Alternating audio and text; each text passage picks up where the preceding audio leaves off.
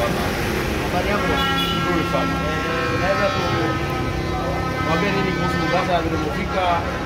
Mahali umelala kumekuwa namna gani? Kwanza kwa majina naitwa Bobo Nyula.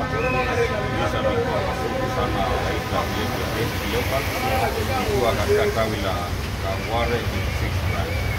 Na mimi ni member of the unity wa hiyo tawi. Mimi wasili jana na branch yangu ya tumelala hapa. Tumelala vizuri. Tumeamkia tunaona tumeamka leo asubuhi. Tunaona tumebarikiwa. Kuna mvua ambapo tangu tuanze safari ya Mombasa tukaipata mvua jana na mvua, lakini leo tumeamka na baraka, tunaona mvua ipo. Ni ishara kwamba leo tutashinda au majamaa hapa bandari. Nilikuwa nakuja kwa hiyo ya mpira.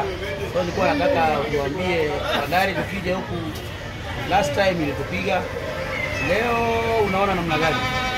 Ile la sana kuja huko wenyewe bandari walitupiga. Lakini mwenzangu ninavyokuambia hivi sasa bandari wako chini. Ukiangalia hata matokeo yao ya hivi karibuni wamekuwa na kitu hata kwa nyumbani. Unajua kwa nyumbani ilikuwa ngumu kutoka na point hata point moja.